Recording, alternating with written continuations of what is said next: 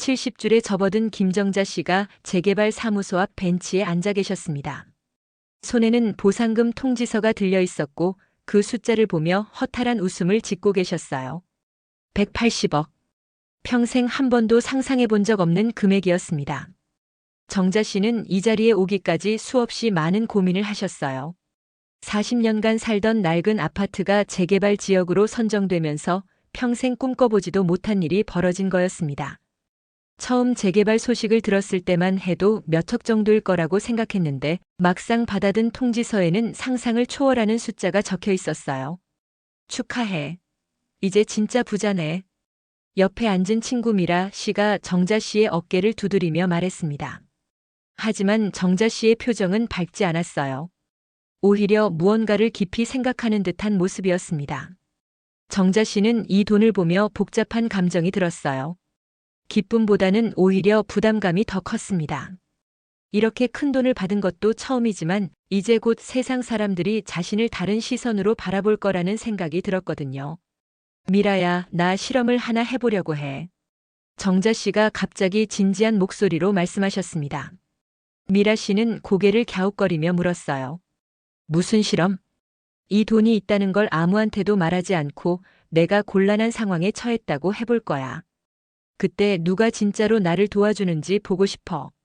정자 씨는 평생을 세 아들을 키우며 살아오셨습니다. 남편이 일찍 세상을 떠난 후 혼자서 삼형제를 대학까지 보내느라 뼈가 휘도록 일하셨어요. 새벽 5시부터 밤 10시까지 청소일을 하고 주말에는 식당에서 설거지를 했습니다. 손톱 밑에는 항상 때가 끼어 있었고 무릎은 걸레질 때문에 늘 아팠어요. 그렇게 힘들게 키운 아들들이 이제는 모두 자라서 각자의 가정을 꾸리고 살고 있었습니다. 장남 민철이는 대기업에 다니며 안정적인 생활을 하고 있었고 차남 민수는 작은 가게를 운영하며 나름대로 잘 살고 있었어요.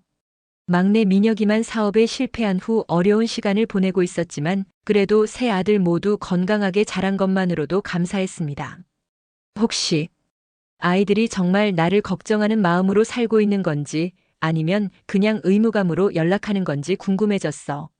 정자 씨의 목소리에는 오랫동안 마음속에 담아둔 의구심이 배어 있었습니다. 사실 정자 씨는 요즘 들어 아들들과의 관계에서 미묘한 변화를 느끼고 있었어요. 예전에는 자주 안부 전화를 했는데 요즘은 명절이나 생일 때만 연락이 오더라고요. 그마저도 형식적인 느낌이 강했습니다. 며칠 전에도 민철이가 전화를 했을 때 통화 내용이 고작 3분도 안 됐어요. 엄마 안녕하세요. 잘 지내시죠? 애들이 엄마 안부 물어봐서요. 네, 저희도 잘 지내고 있어요. 그럼 또 연락드릴게요. 그게 전부였습니다. 정자 씨가 요즘 무릎이 아프다고 하려던 말도 혼자 사는 게 외롭다는 말도 꺼낼 틈이 없었어요. 미라 씨는 정자 씨의 손을 꼭 잡으며 말했어요. 그런 생각은 왜 하는 거야? 아이들이 얼마나 엄마를 사랑하는데. 사랑이라. 정말 그럴까? 한번 확인해 보고 싶어. 이 돈 있다는 걸 아무도 모르게 하고 내가 정말 어려울 때 누가 내 편에 서주는지 말이야. 정자 씨는 지난 몇 년간 아들들의 변화된 모습을 지켜보며 서운함이 쌓여왔어요. 자신이 늙어가면서 아이들에게 점점 부담스러운 존재가 되어가는 것 같다는 생각이 들었거든요. 특히 작년에 허리를 다쳤을 때 병원에 혼자 가야 했던 기억이 아직도 생생했습니다. 아들들에게 연락했지만 모두 바빠서 올 수 없다고 했었어요. 다음 날 정자 씨는 장남 민철 씨에게 전화를 걸었습니다. 민철 씨는 대기업에 다니는 40대 중반의 가장이었어요. 그는 회사에서도 인정받는 과장이었고 강남의 아파트에서 아내와 두 자녀와 함께 살고 있었습니다. 정자 씨는 전화를 걸기 전에 한참을 망설였어요. 손은 떨리고 가슴은 두근거렸습니다. 평생 자식들에게 돈을 달라고 해본 적이 없었거든요. 오히려 언제나 주기만 했는데 이제 거꾸로 도움을 요청해야 하는 상황이 낯설고 부담스러웠어요. 민철아, 엄마가 갑자기 돈이 필요한 일이 생겼어.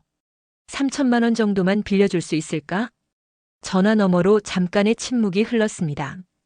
그 짧은 순간이 정자 씨에게는 영원처럼 느껴졌어요. 정자 씨는 가슴이 두근거리기 시작했습니다. 엄마, 갑자기 왜요? 무슨 일이에요? 민철 씨의 목소리에는 당황스러움과 함께 뭔가 경계하는 기색이 묻어났습니다. 마치 누군가가 어머니를 속이고 있는 건 아닌지 의심하는 것 같았어요. 하지만 정자 씨가 느끼기에는 그보다도 왜 갑자기 돈을 달라고 하느냐는 불편함이 더 크게 느껴졌습니다. 그냥 급한 일이 생겼어. 자세한 건 나중에 설명해 줄게. 정자 씨는 구체적인 이유를 말할 수 없었어요. 실험이라고 할 수도 없고 거짓말을 지어내자니 양심이 불편했습니다. 엄마 3천만 원이 적은 돈이 아니잖아요. 정확히 어디다 쓸 건데요? 혹시 누가 엄마를 속이는 건 아니죠? 요즘 노인분들 타겟으로 하는 사기가 정말 많거든요. 민철 씨의 말은 일리가 있었지만 정자 씨에게는 차갑게 들렸어요. 자신을 의심하고 있다는 느낌이 들었거든요. 더 상처가 된 건 아들이 자신을 속기 쉬운 노인으로 보고 있다는 점이었습니다. 아니야, 그런 거 아니고. 엄마가 정말 필요해서 그래.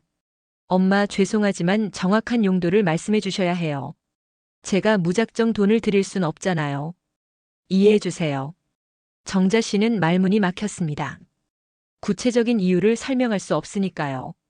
거짓말을 하자니 양심이 불편했고 진실을 말하자니 실험이 의미가 없어졌습니다. 그냥 엄마가 필요해서 그래. 믿고 빌려줄 수 있니? 엄마, 이건 좀.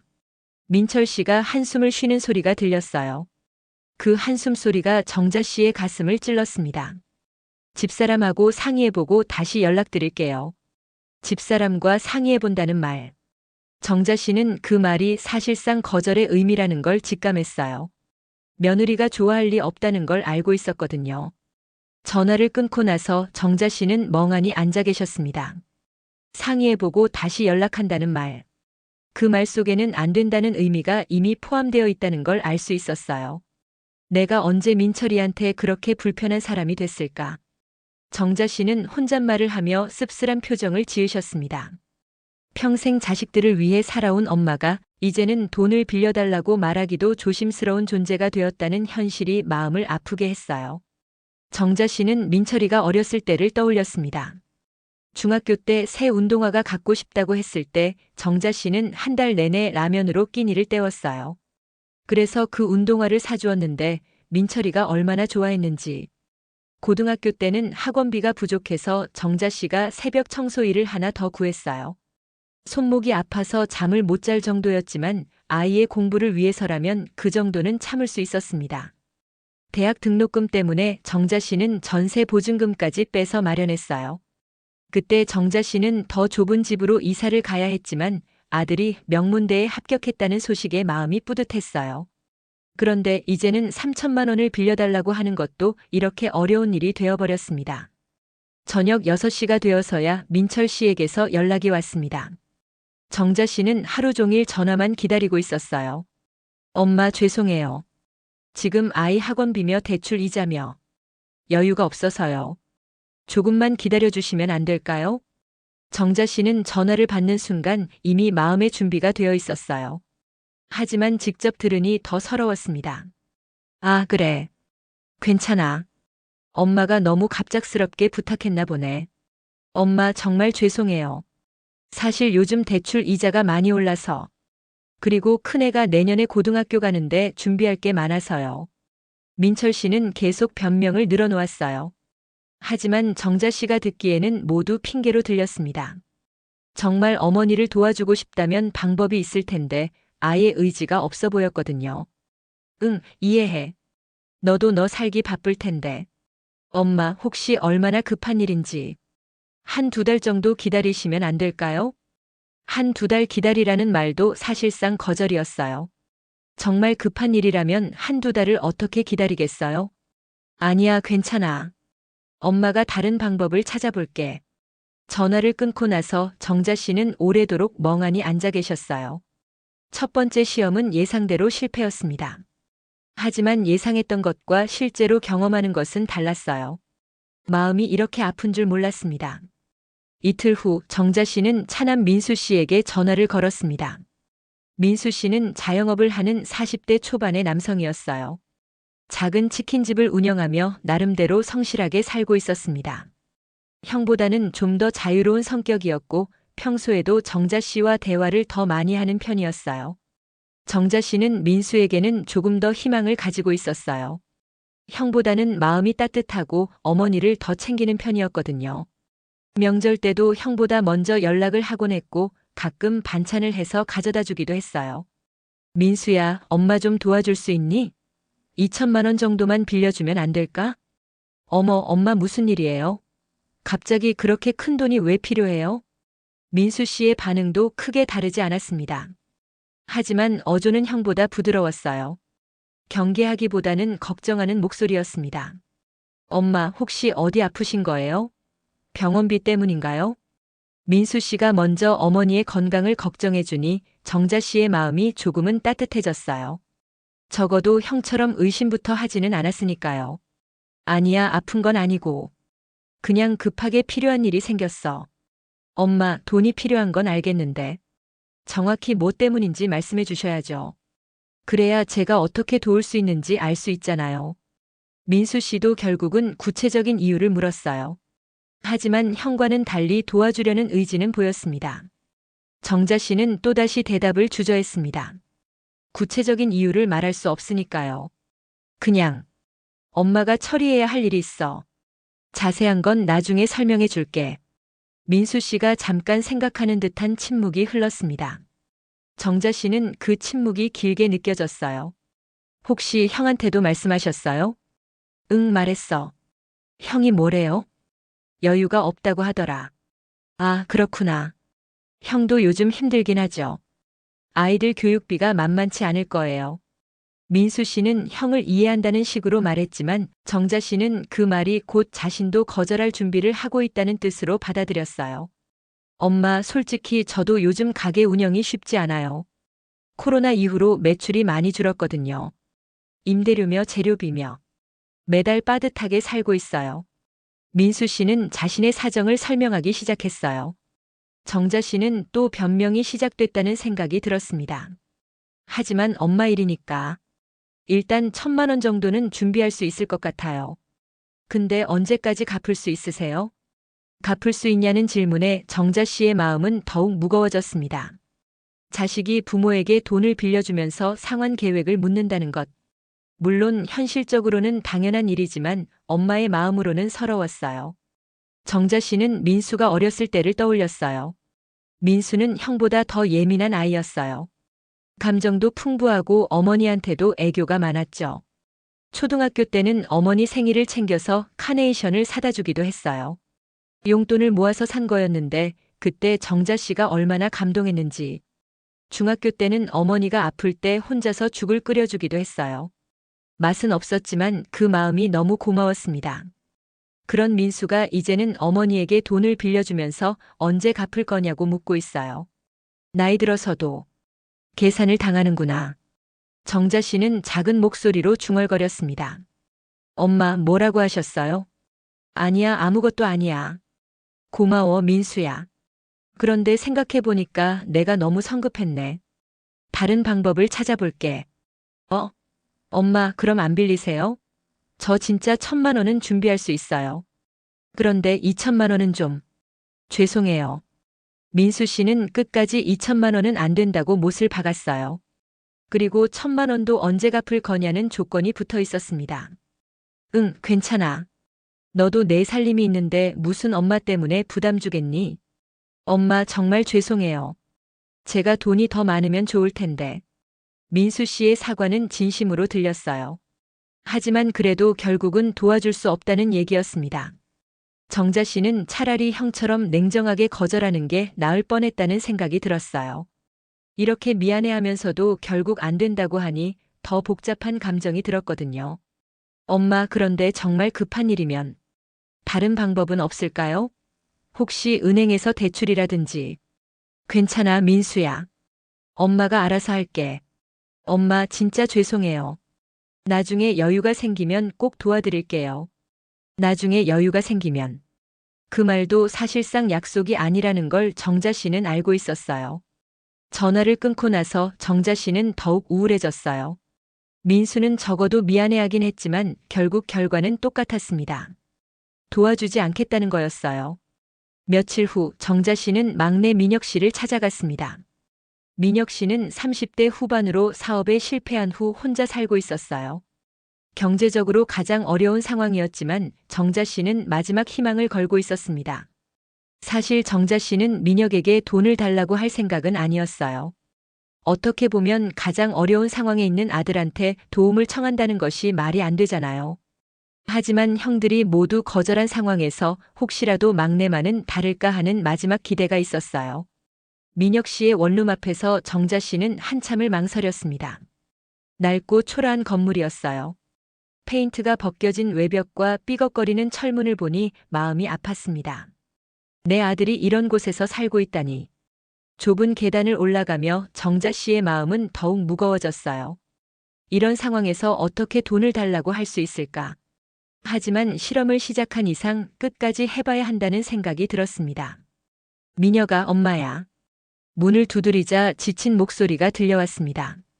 엄마, 잠깐만요. 몇 분이 지나서야 문이 열렸어요. 아마 급하게 방을 정리한 것 같았습니다. 문이 열렸을 때 민혁 씨의 모습은 말이 아니었습니다. 수염을 기르고 살이 많이 빠진 모습이 정자 씨의 가슴을 아프게 했어요. 예전에 당당하던 막내 아들의 모습은 찾아볼 수 없었습니다. 민혁아, 너 많이 힘들지? 정자 씨는 아들을 보는 순간 눈물이 날 뻔했어요. 사업 실패 후 몇 년째 이런 생활을 하고 있다는 걸 알고는 있었지만 직접 보니 더 충격적이었습니다. 괜찮아요, 엄마. 갑자기 어쩐 일이세요? 민혁 씨는 어머니가 자신의 처지를 안쓰럽게 여길까봐 괜찮다고 말했지만 목소리에는 피로가 가득했어요. 정자 씨는 좁은 방 안으로 들어가며 주변을 둘러봤습니다. 라면 봉지들과 빈 소주병들이 여기저기 널려 있었어요. 옷가지들도 제대로 정리되지 않은 채 쌓여 있었고 곰팡이 냄새까지 났습니다. 이 모습을 보고 있으니 정자 씨는 돈을 달라고 할 수가 없었어요. 어떻게 이런 상황에 아들에게 도움을 청할 수 있겠어요? 미녀가 엄마가 급하게 돈이 좀 필요한데 2천만 원 정도만 도와줄 수 있니? 정자 씨는 결국 말을 꺼냈지만 목소리가 떨렸어요. 이런 상황에 아들에게 이런 부탁을 한다는 게 너무 미안했지만 실험을 끝까지 해보고 싶었습니다. 민혁 씨의 얼굴이 굳어졌습니다.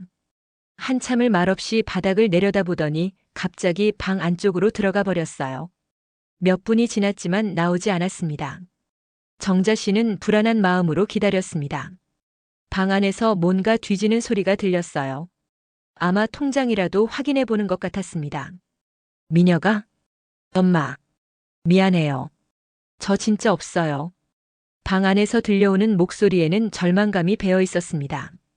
정자 씨는 그 목소리를 듣는 순간 가슴이 미어졌어요. 아들이 얼마나 자신의 처지를 부끄러워하고 있는지 느껴졌거든요. 괜찮아, 미녀가. 엄마가 괜한 말했네. 너도 힘든데. 정자 씨는 문 앞에서 한참을 서 있다가 조용히 나왔습니다. 계단을 내려가면서 눈물이 났어요. 가장 어려운 상황에 있는 막내에게까지 손을 벌린 자신이 부끄러웠고 동시에 아무도 자신을 도와주지 않는다는 현실이 서러웠습니다. 민혁이는 어렸을 때 가장 다정한 아이였어요. 늘 어머니 곁에 붙어 있으려고 했고 어머니가 힘들어하면 자기도 같이 슬퍼했죠. 초등학교 때는 어머니날 카드를 직접 만들어서 주기도 했어요. 엄마, 우리 엄마가 세상에서 가장 예뻐요라고 삐뚤빼뚤한 글씨로 써놓은 카드를 받았을 때 정자 씨는 하루 종일 웃었어요. 고등학교 때는 아르바이트를 해서 어머니 생신 선물을 사드리기도 했어요.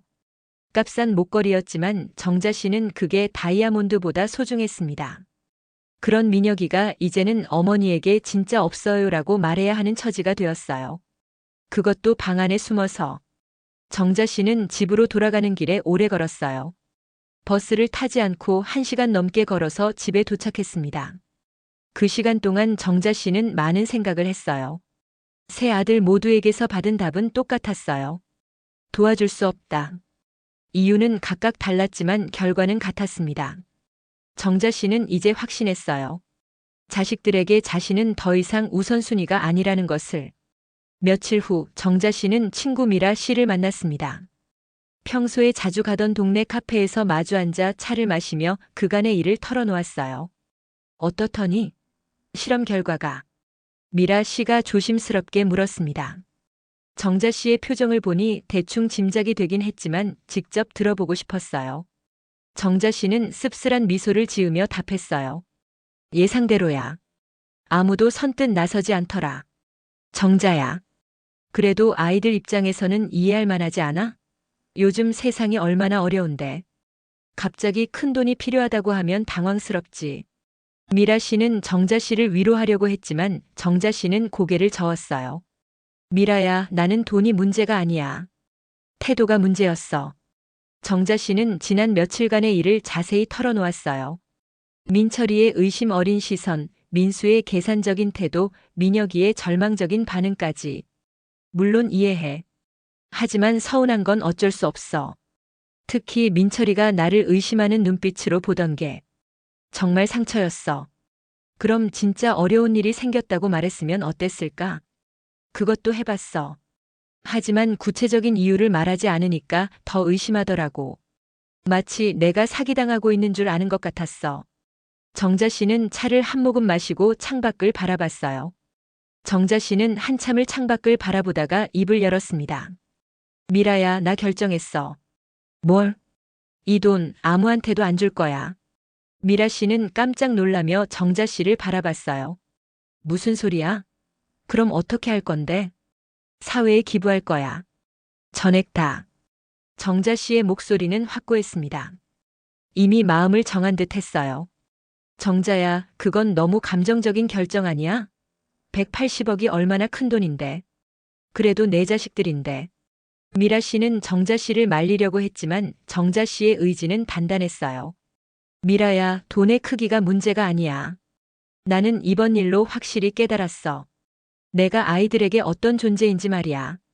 정자 씨는 지난 며칠간 계속 생각했던 것들을 미라에게 털어놓기 시작했어요. 나는 평생 아이들만 생각하고 살았어. 내 인생의 모든 것을 아이들을 위해 바쳤지. 그런데 정작 내가 도움이 필요할 때는 아무도 없더라고. 정자 씨의 목소리에는 오랫동안 쌓인 서운함이 배어 있었어요. 아이들 키울 때는 내가 어떤 어려움이 있어도 참았어. 아프면 혼자 아팠고 외로우면 혼자 견뎠어. 왜? 아이들한테 부담 주기 싫어서. 그런데 이제 아이들은 나한테 부담을 느끼고 있더라고. 정자야, 너무 감정적으로 결정하는 거 아니야? 그래도 내 자식들인데. 시간이 좀 지나면 생각이 바뀔 수도 있어. 미라 씨는 끝까지 정자 씨를 말리려고 했어요. 하지만 정자 씨의 마음은 이미 결정되어 있었습니다. 미라야, 나는 평생 아이들 위해서 살았어. 내 인생의 전부를 걸고 키웠지. 그런데 정작 내가 도움이 필요할 때는 아무도 없더라고. 정자 씨의 눈에 눈물이 맺혔습니다. 아이들이 나를 대하는 태도를 보니까 내가 이제는 그냥 의무적으로 챙겨야 하는 짐 같은 존재구나 싶었어. 사랑받는 어머니가 아니라 부담스러운 노인이 된 거지. 정자 씨는 지난 몇 년간 느꼈던 외로움에 대해서도 이야기했어요. 요즘 아이들 연락이 뜸해졌다는 걸 느끼고 있었어. 명절이나 생일 때만 의무적으로 안부 인사하고 진짜 관심을 가지고 내 이야기를 들어주는 일은 없어졌어. 그래도 아이들도 각자 바쁘게 살고 있잖아. 맞아, 바쁘게 살고 있지. 하지만 정말 중요한 사람이라면 바빠도 시간을 내는 거 아닐까? 나는 아이들이 바쁠 때도 항상 시간을 냈는데.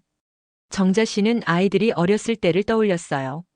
아무리 피곤해도 아이들이 학교에서 있었던 일을 이야기하면 끝까지 들어줬어요. 아무리 바빠도 아이들 운동회나 학예회는 빠지지 않고 참석했습니다. 이제 내 남은 인생은 나를 위해 살고 싶어. 내가 원하는 대로. 미라 씨는 정자 씨의 손을 잡으며 말했어요. 그래, 내 인생이니까 내가 결정해. 나는 내 편이야. 미라 씨도 정자 씨의 심정을 이해할 수 있었어요. 자신도 비슷한 나이에 비슷한 고민을 하고 있었거든요. 그런데 정자야, 정말 아무 말도 안 하고 기부할 거야? 아이들한테 왜 그런 결정을 했는지 설명이라도 해주는 게 어떨까? 아니야. 설명하면 변명처럼 들릴 거야. 그냥 내 결정만 알려주면 돼. 정자 씨는 그날 공증사무소에서 유언장을 작성했습니다. 재산 전액을 사회복지단체에 기부한다는 내용이었어요. 미라 씨가 증인이 되어 주었습니다. 유언장을 작성하면서 정자 씨는 마음이 한결 가벼워지는 걸 느꼈어요. 오랫동안 마음을 짓누르고 있던 무언가가 해결된 기분이었습니다. 유언장을 작성한 지 일주일 후 정자 씨는 각 아들들에게 연락을 했습니다. 오랜만에 가족이 모두 모이자고 했어요. 30년 만에 처음으로 자신이 돈을 내고 좋은 식당을 예약했습니다. 정자 씨는 강남에 있는 한정식 집을 예약했어요. 한 끼에 10만 원이 넘는 비싼 곳이었지만 마지막이라는 생각으로 과감하게 정했습니다. 평생 아끼며 살아온 정자 씨로서는 파격적인 선택이었어요. 어머, 엄마가 웬일이에요? 갑자기 이런 데서 밥을 사신다고 하고. 민철 씨가 놀라며 말했습니다. 고급스러운 한정식 집의 분위기를 보며 당황스러워했어요. 평소 어머니가 이런 곳에서 식사를 제안한 적이 없었거든요. 가끔은 이렇게 모여야지. 언제까지 엄마가 살 줄 알고. 정자 씨는 담담하게 답했어요. 하지만 그 말 속에는 묘한 의미가 담겨 있었습니다. 민수와 민혁도 어머니의 갑작스러운 제안에 의아해했어요. 특히 민혁은 이런 비싼 곳에서 식사하는 것이 부담스러워 보였습니다. 엄마, 이런 곳은 너무 비싸지 않아요? 그냥 집에서 드시지. 괜찮아. 오늘은 엄마가 쏜다. 식사가 시작되자 정자 씨는 아들들의 대화를 조용히 들었습니다. 서로의 안부를 묻고 아이들 자랑을 하고 사업 이야기를 나누는 모습이 평범하고 자연스러웠어요. 우리 큰애가 이번에 수학 경시 대회에서 상을 받았어요. 민철 씨가 자랑스럽게 말했습니다. 오, 우리 조카 똑똑하네. 민수 형은 어때? 가게는 잘 되고 있어? 그냥 그래. 요즘 경기가 안 좋아서 힘들지. 그래도 버티고 있어. 우리 엄마 건강하시니까 다행이야. 요즘 동네 어르신들 많이 편찮으시던데. 민수 씨가 말했습니다. 엄마, 운동 꾸준히 하세요. 우리가 효도할 시간이 많아야죠. 민혁 씨도 덧붙였어요. 정자 씨는 씁쓸한 마음으로 들었습니다. 효도할 시간이 많아야 한다면서 정작 도움이 필요할 때는 외면했던 현실이 대조적이었어요. 대화 내용을 들어보니 평소와 크게 다를 것이 없었어요. 서로 안부는 묻지만 깊이 있는 대화는 없었습니다. 각자의 일상 이야기만 간단히 나눌 뿐이었어요. 엄마는 요즘 어떻게 지내세요? 혼자 사시는 거 불편하지 않으세요? 민철이가 물었지만 정말 관심을 가지고 묻는 것 같지는 않았어요. 그냥 예의상 묻는 느낌이었습니다. 괜찮아. 엄마도 이제 혼자 사는 거 익숙해졌어. 정자 씨는 속마음을 감추고 대답했어요.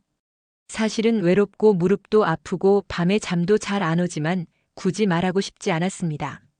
식사를 마치고 나서 정자 씨는 아들들에게 말했습니다. 너희들아, 엄마가 하고 싶은 말이 있어. 네, 엄마. 세 아들이 정자 씨를 바라봤어요. 뭔가 중요한 이야기가 있는 것 같다는 느낌이 들었습니다. 엄마는 너희를 정말 사랑해. 평생 최선을 다해 키웠고 지금도 사랑하고 있어. 아들들은 갑작스러운 고백에 당황스러워했어요. 어머니가 평소에 이런 감정적인 말씀을 하는 편이 아니었거든요.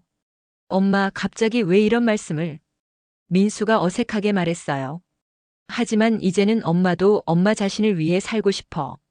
너희에게만 의존하지 않고 내 방식대로. 정자 씨의 말에 아들들은 더욱 당황했어요.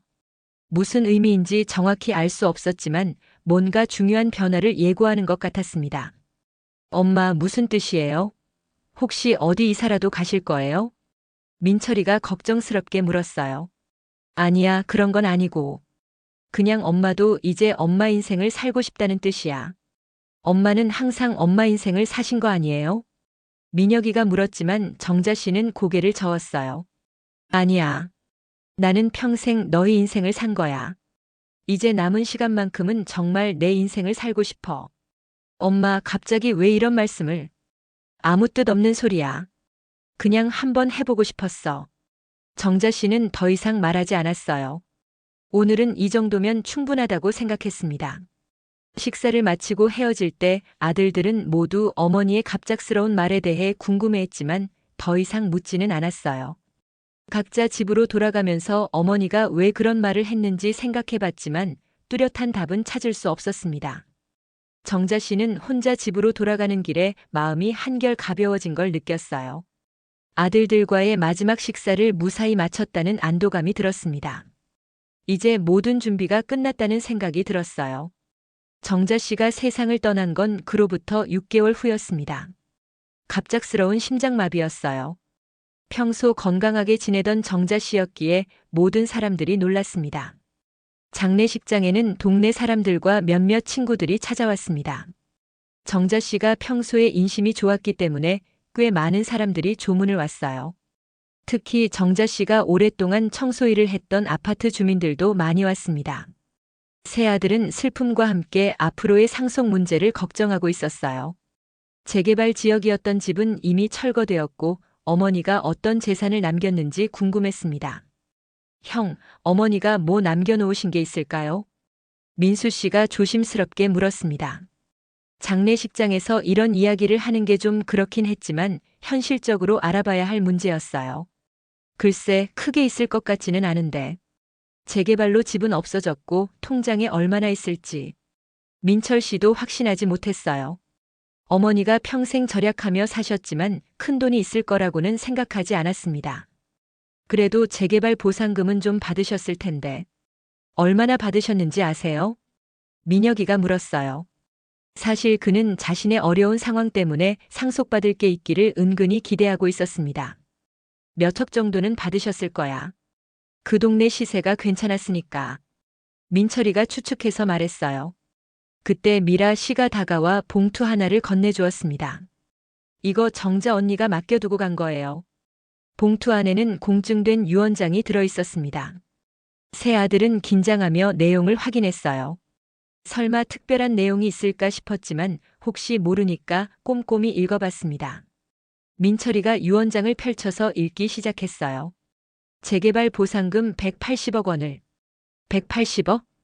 민수가 놀라서 소리쳤어요. 주변 사람들이 쳐다볼 정도로 큰 소리였습니다. 조용히 해. 민철이가 민수를 제지하고 계속 읽었어요. 재개발 보상금 180억 원을 사회복지법인 바른에 전액 기부한다. 순간 세 사람 모두 말을 잃었습니다. 180억이라는 숫자도 충격적이었지만 그 돈을 전액 기부했다는 사실이 더욱 충격적이었어요. 180억이요? 엄마가 180억을 받으셨다고요? 민혁 씨가 떨리는 목소리로 물었습니다. 자신의 귀를 의심하고 있었어요. 그리고 전액 기부? 민수도 믿을 수 없다는 표정이었어요. 미라 씨가 조용히 고개를 끄덕였어요. 언니가 몇 달 전에 받으셨어요. 그리고 여러분들께 도움을 요청해 보셨죠.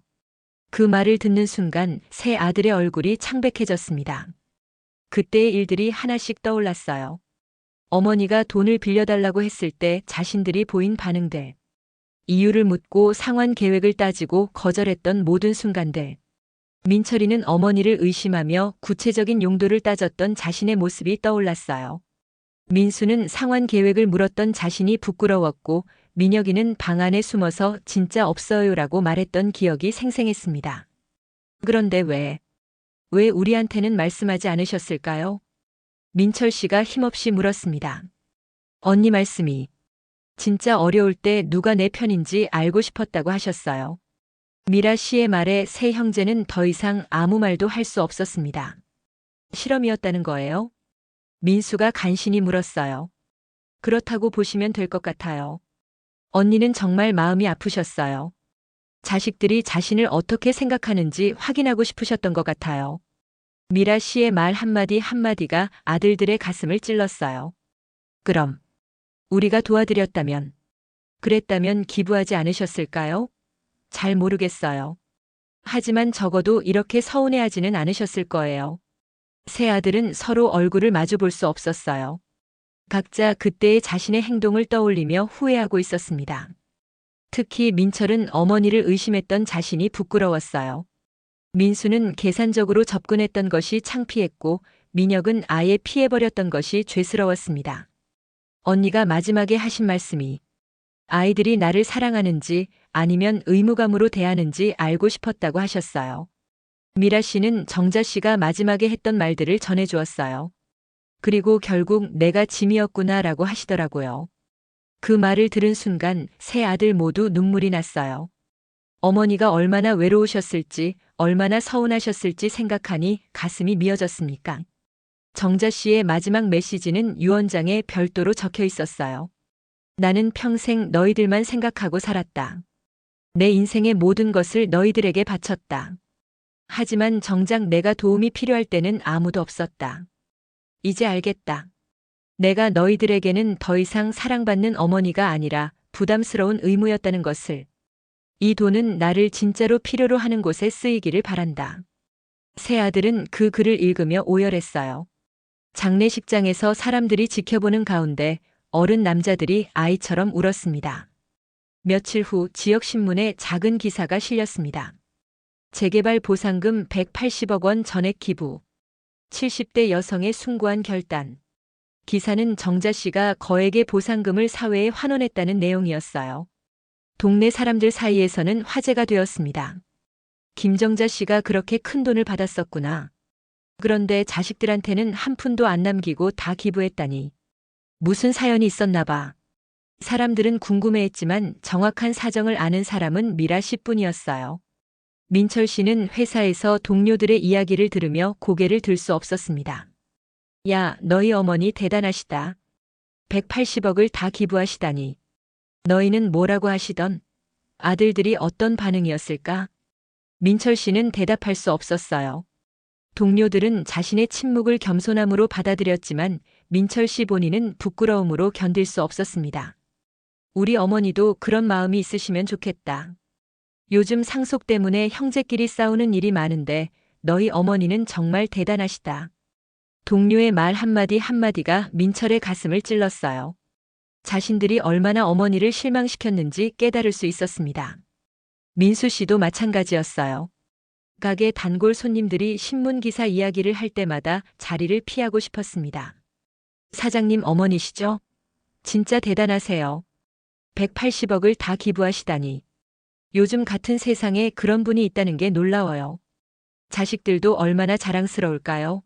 그런 어머니를 두셔서 복 받으실 거예요. 손님들의 칭찬이 민수에게는 고문과 같았어요.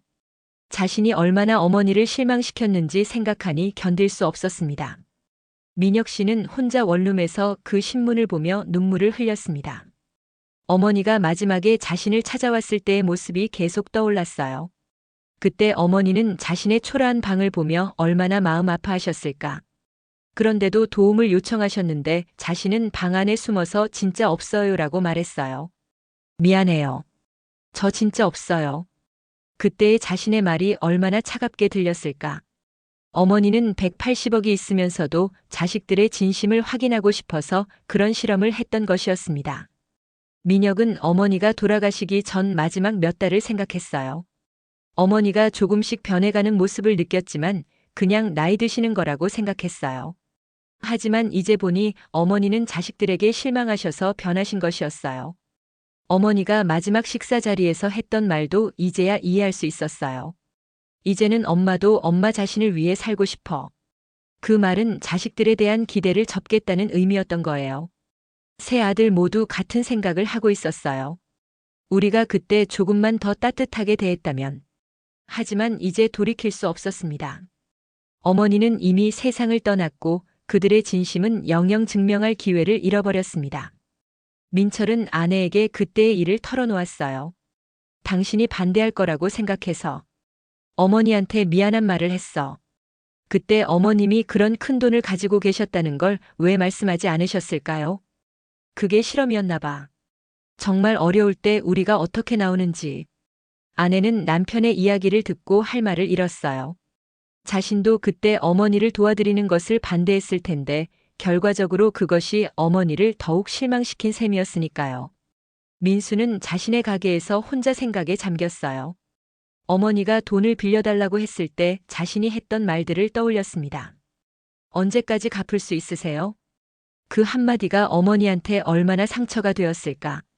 자식이 부모에게 돈을 빌려주면서 상환 계획을 묻다니. 어머니 입장에서는 얼마나 서러우셨을까. 민혁은 어머니의 마지막 방문을 계속 떠올렸어요. 어머니가 자신의 처지를 보며 얼마나 마음 아파하셨을까. 그런데도 실험을 위해 도움을 요청하셨고 자신은 그 마음을 몰라줬어요. 어머니가 계단을 내려가실 때의 뒷모습이 자꾸 떠올랐어요. 얼마나 실망스러우셨을까.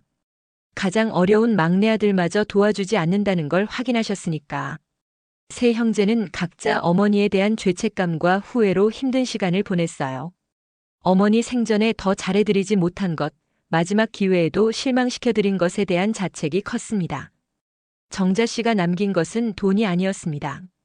자식들에게 진짜 소중한 것이 무엇인지 깨닫게 해주는 아픈 교훈이었어요. 그리고 이제서야 세 아들은 깨달았습니다. 어머니가 평생 자신들에게 보여주신 무조건적인 사랑이 얼마나 소중한 것이었는지를. 그런데 그들은 그 사랑을 당연하게 여기며 살아왔고 정작 어머니가 사랑을 확인하고 싶어 하실 때는 외면해버렸어요. 180억이라는 거금보다 더 큰 것을 잃어버린 것입니다. 어머니의 마음과 자신들이 받을 수 있었던 마지막 사랑을. 미라 씨는 나중에 세 아들들에게 말했어요. 언니가 돌아가시기 전에 마지막으로 하신 말씀 있어요. 무슨 말씀이셨어요? 그래도 내 아이들이니까 사랑한다. 다만 이제는 조금 다른 방식으로 사랑하고 싶다고 하셨어요. 그 말을 들은 세 아들은 또다시 눈물을 흘렸어요. 끝까지도 자신들을 사랑하셨다는 어머니의 마음이 더욱 미안하고 고마웠습니다.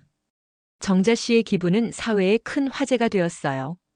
많은 사람들이 그녀의 숭고한 결정을 칭찬했지만 정작 가장 가까운 사람들은 그 결정의 진짜 의미를 뒤늦게 깨달았습니다.